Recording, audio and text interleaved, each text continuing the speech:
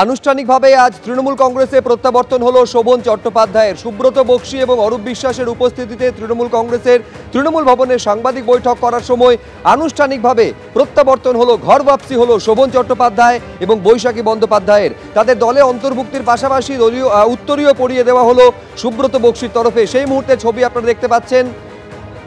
সুব্রত বক্সীর পায়ে হাত দিয়ে প্রণাম করলেন শোভন চট্টোপাধ্যায়। এরপর এখান থেকে তিনি চলে যান, শোভন চট্টোপাধ্যায় এবং বৈশাখী বন্দ্যোপাধ্যায় চলে যান কালীঘাটে অভিষেক বন্দ্যোপাধ্যায়ের অফিসে।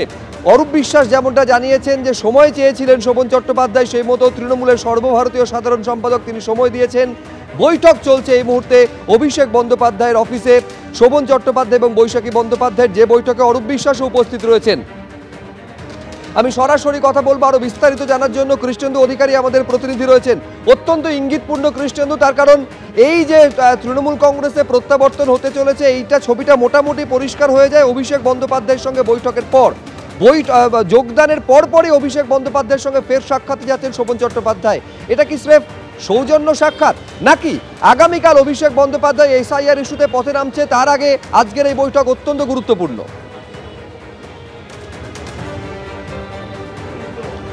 দেখো, গুরুত্বপূর্ণ তো অবশ্যই, কারণ যোগদানের আগে অভিষেক বন্দ্যোপাধ্যায়ের সঙ্গে শোভন চট্টোপাধ্যায় এবং বৈশাখী বন্দ্যোপাধ্যায় বৈঠক করেছিলেন 25শে সেপ্টেম্বর, এবং যোগদানের পর সঙ্গে সঙ্গে তৃণমূল ভবন থেকে আমরা যেখানে আছি কালীঘাটে অভিষেক বন্দ্যোপাধ্যায়ের অফিসে, সেখানে শোভন চট্টোপাধ্যায় এবং বৈশাখী বন্দ্যোপাধ্যায় অভিষেক বন্দ্যোপাধ্যায়ের কাছে গিয়ে বৈঠক করছেন।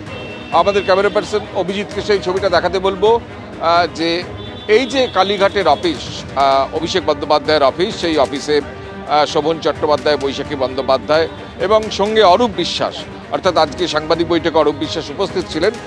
তারা তিনজন এসে উপস্থিত হয়েছেন কিছুক্ষণ আগে, এবং তারপর সেই বৈঠক চলছে। এই বৈঠক তাৎপর্যপূর্ণ এই কারণে, যেটা মনে করা হচ্ছে যে শোভন চট্টোপাধ্যায় এবং বৈশাখী বন্দ্যোপাধ্যায় অভিষেক বন্দ্যোপাধ্যায়ের সঙ্গে 25শে সেপ্টেম্বর যে বৈঠক করেছিলেন, সেখানেই শোভন চট্টোপাধ্যায় অভিষেক বন্দ্যোপাধ্যায়ের কাছে তৃণমূলে ফিরতে চাওয়ার একটা আবেদন তো করেইছিলেন, পাশাপাশি এটাও বলেছিলেন যে তিনি যে দায়িত্বই পালন করুন না কেন, যে দায়িত্বই দল দেবে সে দায়িত্ব তিনি পালন করবেন। এবং তারপর আজকে দলে যোগদানের আগেই অভিষেক বন্দ্যোপাধ্যায়ের কাছে তিনি সময় চেয়েছিলেন, তারপর দলে যোগদানের পর সেই সময় পেয়েছেন এবং সেই বৈঠক চলছে। এটা অবশ্যম্ভাবী, এবং আজকে আমরা ইঙ্গিত পেয়েছি যে আগামীকাল যে মমতা বন্দ্যোপাধ্যায় অভিষেক বন্দ্যোপাধ্যায় এসআইআর বিরুদ্ধে রাস্তায় হাঁটবেন, তাতে দুজনেই উপস্থিত থাকার কথা, অর্থাৎ শোভন চট্টোপাধ্যায় এবং বৈশাখী বন্দ্যোপাধ্যায় তারাও হাঁটবেন, উপস্থিত থাকবেন, এমনটাই জানা যাচ্ছে।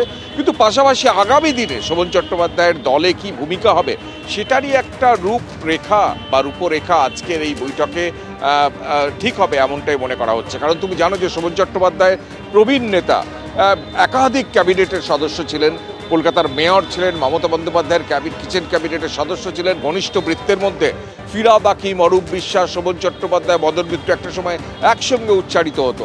সেই শোভন চট্টোপাধ্যায় 7 বছর আগে কার্যত দলছুট হয়েছিলেন, তারপর তার মোহভঙ্গ হয়। মমতা বন্দ্যোপাধ্যায়ের সঙ্গে তার যোগাযোগ থাকলেও, তার বাড়িতে গিয়ে ভাইফোঁটা নিলেও অভিষেক বন্দ্যোপাধ্যায়ের সঙ্গে সেইভাবে বৈঠক করেননি। কিন্তু 25শে সেপ্টেম্বর সেই বৈঠকে একটা নতুন রূপরেখা প্রকাশ্যে এসেছিল। তখনই মনে হয়েছিল যে শোভন চট্টোপাধ্যায়ের যে জল্পনা তৃণমূলে ফেরা দীর্ঘদিন ধরে চলছে, এই জল্পনা কখনো কখনো তৈরি হয়, জল্পনা একেবারে নিশ্চয়ই। একটা হচ্ছে যে আনুষ্ঠানিকভাবে তৃণমূলে প্রত্যাবর্তনের পর সরকারি পদপ্রাপ্তি হয়েছে, এবার দলীয় তরফে কোন পদপ্রাপ্তি হয় কিনা এবং বিধানসভা নির্বাচনে কি ভূমিকা থাকবে শোভন চট্টোপাধ্যায়ের, তা নিয়ে জল্পনা তৈরি হয়েছে। কৃষ্ণেন্দু, আমি আবার তোমার কাছে ফিরবো, কিন্তু তার আগে একবার দেখাতে চাইবো যখন আনুষ্ঠানিকভাবে প্রত্যাবর্তন হলো শোভন চট্টোপাধ্যায়ের, ঠিক তারপরে কি বললেন তিনি, দেখুন। যদি আমার ধমনী বলেন, শিরা বলেন, আর তৃণমূল কংগ্রেস, মানে নিজের ঘর, নিজের সংসার, এর সঙ্গে যে আত্মিক যোগাযোগ, তা ঘরের ছেলে হিসেবে পুনরায় এর সঙ্গে সামিল হলাম রাস্তায় নেবে আন্দোলন করবার জন্য। আগামী দিনে তৃণমূল কংগ্রেসকে আমার সামর্থ্য মতো যেভাবে মমতাদি চাইবেন, অভিষেক বন্দ্যোপাধ্যায় চাইবেন, আমি কাজে লাগতে পারতে, দলকে শক্তিশালী করতে আগামী দিনে আমার উপর যে দায়িত্ব অর্পণ হবে দলীয়ভাবে, এবং আমাকে কয়েকদিন আগেই সরকারের পক্ষ থেকে এনকেডি এর দায়িত্ব দেওয়া হয়েছে, সেখানেও আমার কাজ আছে।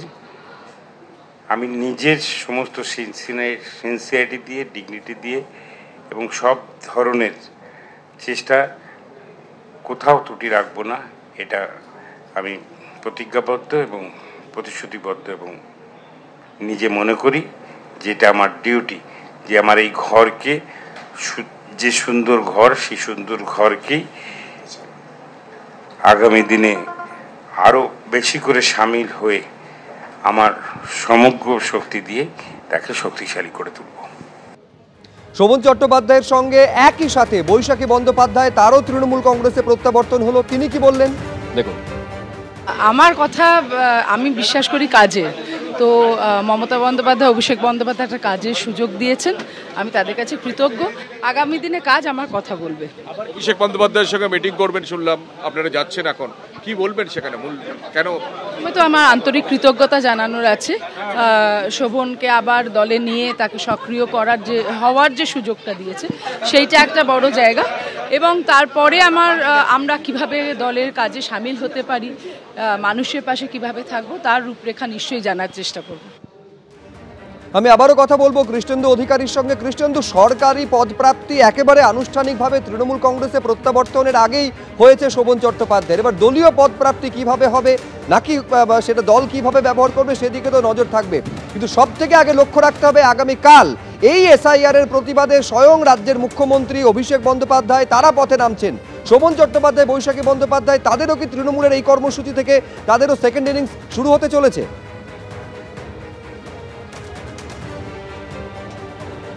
দেখো, অবশ্যই ইতিমধ্যেই সেই বার্তা অভিষেক বন্দ্যোপাধ্যায় বা মমতা বন্দ্যোপাধ্যায়ের তরফ থেকে, তৃণমূল কংগ্রেসের তরফ থেকে তাদের কাছে পৌঁছে দেওয়া হয়েছে। এমনকি যেটা সূত্র মারফত জানা যাচ্ছে, আগামীকাল রাস্তায় হাঁটার ব্যাপারে তাদের সঙ্গে কথাও বলা হয়েছে।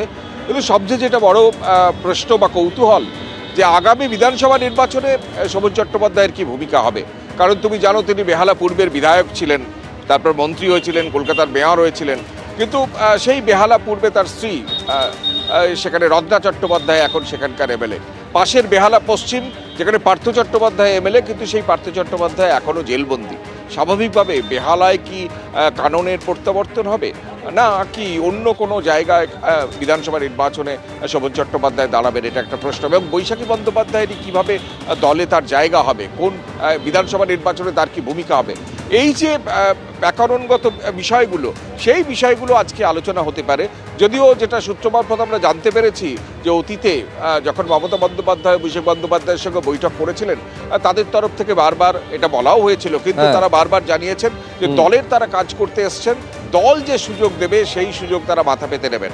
এখন দেখার আগামীকালের যে মিছিল, সেই মিছিলে তারা হাঁটেন কিনা, এবং পাশাপাশি একেবারে আগামীকালকে কি অবস্থান থাকে অবশ্যই সেদিকে আমাদের নজর থাকবে। কিন্তু এইখানে আমি দর্শকদের সামনে রাখতে চাইবো যে বিজেপির তরফে কি প্রতিক্রিয়া সামনে আসছে, তার কারণ বিজেপিতে মোহভঙ্গ হওয়ার পর 7 বছর পর তৃণমূলে প্রত্যাবর্তন হলো শোভন চট্টোপাধ্যায়ের। বিজেপির প্রতিক্রিয়া, শঙ্কর ঘোষ বিজেপি বিধায়ক কি বলছেন দেখুন।